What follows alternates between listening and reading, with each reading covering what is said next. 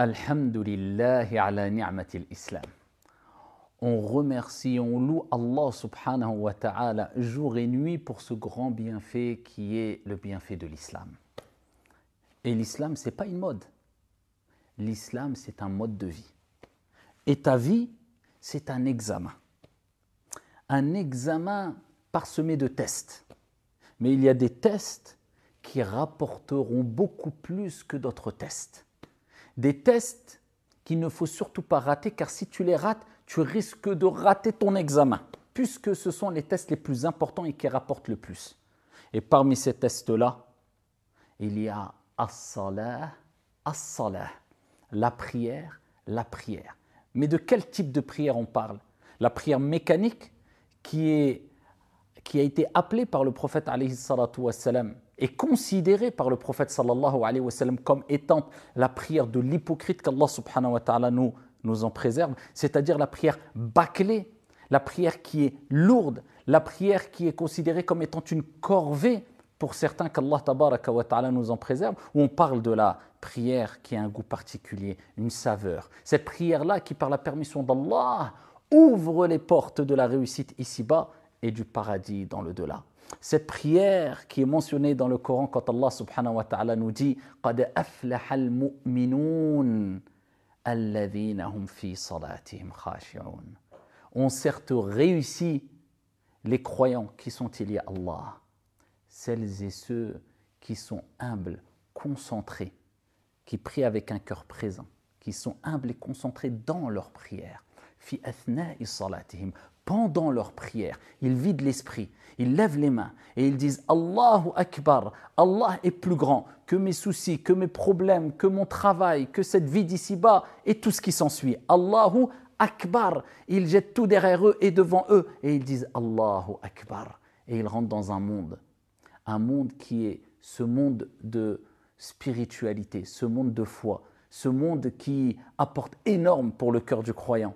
Ils sont dans un monde où ils ne se préoccupent plus de ce monde d'ici-bas. Ils sont connectés avec l'au-delà, avec leur Seigneur tabaraka wa ta'ala. Ils récitent les paroles d'Allah subhanahu wa ta'ala. Ils glorifient Allah tabaraka wa ta'ala et ils demandent et ils invoquent Allah subhanahu wa ta'ala. Ça c'est as-salah qui est accompli dans son temps. Inna as-salata kanat ala al-mu'minina kitaban mawquta. La prière, elle a été prescrite pour les croyants à des heures bien déterminées.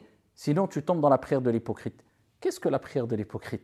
Anas ibn Malik radiyallahu anhu arda, comme il est relaté dans Sahih Muslim, il nous rapporte que le prophète sallallahu alayhi wa sallam a parlé de la prière de l'hypocrite, de celui qui accomplit la prière de l'hypocrite.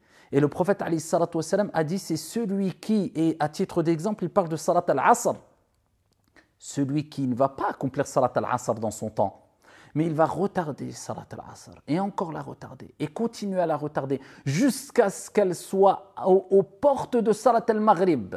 Et vous savez qu'il y a un temps où il est fortement déconseillé, voire interdit d'accomplir la prière, sauf si tu avais une excuse vraiment valable. C'est ce qu'on appelle waqtu daruri, le temps de nécessité. Et pour al-asr, ce temps est bien entre une quinzaine ou vingtaine de minutes avant l'heure de l'Maghrib.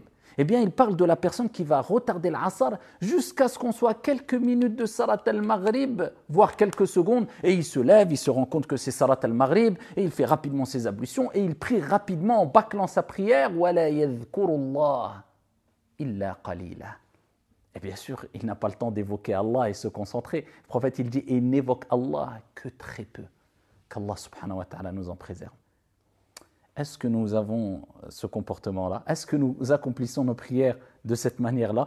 Est-ce que nous faisons la prière de l'hypocrite? Sommes-nous des gens qui ont une ressemblance avec les hypocrites qui évoquaient Allah subhanahu wa ta'ala à l'époque du prophète alayhi salatu wassalam, comme Allah l'a mentionné dans le Coran, mais Allah nous a rappelé qu'ils n'évoquaient Allah illa qalila que très peu. Ils évoquaient Allah mais très peu. Est-ce qu'on fait partie de ces gens-là qui, quand on fait le ruku' subhana rabbi al-azim et on se lève rapidement, et quand on s'est levé rapidement, on veut se prosterner. Et quand on s'est prosterné, on a à peine eu le temps de dire Subhan Rabbi al-A'la. Ou est-ce qu'on a compris que quand on est incliné, on dit Subhan Rabbi al-Azim, on glorifie Allah. Et le tasbih, c'est le dhikr le plus important après le dhikr qui est Kalamullah al-Qur'an. Et quand on est prosterné, c'est le moment où on est le plus proche d'Allah subhanahu wa ta'ala. Le prophète nous dit akfiru du'a, augmenter les invocations.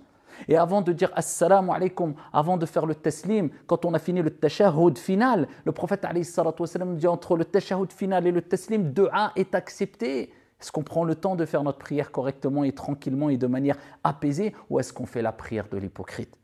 À nous de nous réformer, car la réussite, toute la réussite, le bonheur, tout le bonheur, l'apaisement, tout l'apaisement, wallahi wa rabbil Kaaba, réside dans as-salah, as-salah.